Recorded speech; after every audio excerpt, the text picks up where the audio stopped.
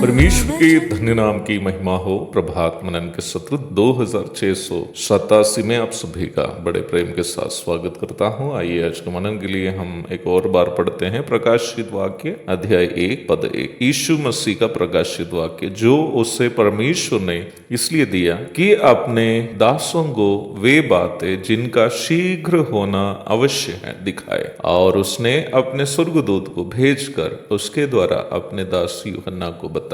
यूनानी बाइबल में प्रकाशित वाक्य के लिए उपयोग किया गया शब्द है अपोकालिप्सिस, जिसका अर्थ है पर्दा हटाना या छिपी बातों को दिखाना। कल के हमारे मनन में मैं आपको ये बताया था कि सार्वजनिक रूप में देखा जाए बाइबल के अन्य पुस्तकों से प्रकाशित वाक्य नामक इस पुस्तक को अधिक कोई महत्व नहीं है, क्योंकि जैसे अन्य पुस्तकें हैं वैसे ही इस पुस्तक की रचना के पीछे भी पवित्र आत्मा ही है। परंतु इस पुस्तक का विषय वस्तु को देखा जाए नया नियम के अन्य सभी पुस्तकों से ये पुस्तक अलग है, क्योंकि नया नियम में पूर्णतया भविष्य की बातों के लिए अलग की गई एकमात्र पुस्तक यही। This is the only prophetical book in the new testament. निम्न विषय की सूचना हम पहली पद में ही देखते हैं। रोम में दुष्ट सम्राट डोमिशियन के शासनकाल के लगभग अंतिम चरण में ईस्वी 94 एवं 96 के बीच उस समय जीवित एकमात्र प्रेरित यूहन्ना को भविष्य में होने वाली घटनाओं की जानकारी जो प्रभु ने उनको दिखाया हम इस पुस्तक में देखते हैं। डोमिशियन के शासनकाल में रोम साम्राज्य में मसीह लोग भयानक सताव का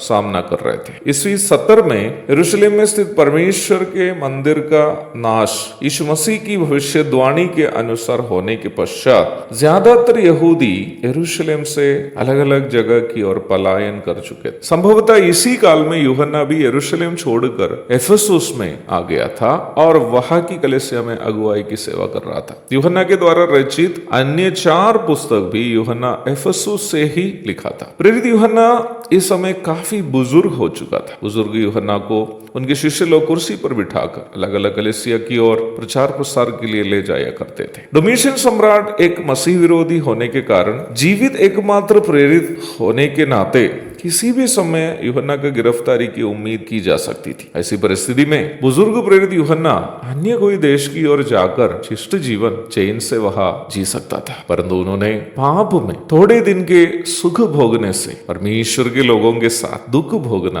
अधिक उत्तम समझकर रोमी शासकीय प्रदेश आसिया माइनर की राजधानी इफिसुस में ही रहा। परंतु डोमिशियन के सैनिक प्रभु के दास को गिरफ्तार किए और डोमिशियन का पहला आदेश यह था कि प्रेरित यूहन्ना को उबाला गया तेल में डालकर उनकी हत्या की जाए। उपलब्ध जानकारियों के अनुसार यूहन्ना को डालने के बाद तेल ठंडा गया। तब सम्राट ने आदेश दिया कि इफिसुस के दक्षिण पश्चिम में स्थित ईजियन सागर के बीच के पत्मोस नामक टापू में बुजुर्ग यूहन्ना को एकांतवास के लिए भेज दिया जाए। सूखी सूखी भूमि एवं ऊंचे चट्टानों से भरा एक द्वीप था पत्मोस। ईजियन सागर भूमध्य सागर अथवा मेडिटेरेनियन सी का एक भाग है और ये वर्तमान में ग्रीस एवं तुर्की के बीच भाग के रूप में समझ सकते हैं। रोम साम्राज्य के द्वारा दंड दिए जाने वाले अपराधियों को ईजियन सागर के मध्य स्थित इस टापू में भेजे जाते थे, जैसे अंग्रेज सरकार के द्वारा भारत के स्वतंत्रता सेनानियों को अंडमान निकोबार द्वीप समूहों में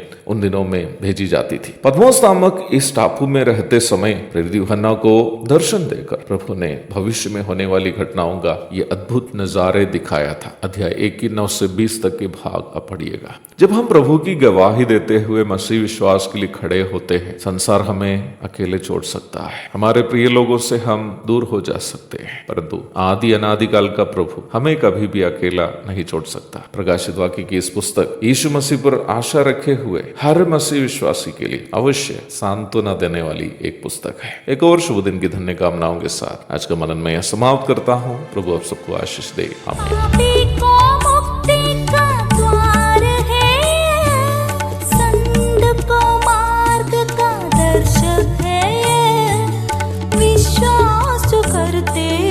उसके लिए अनंत जीवन का साधन है।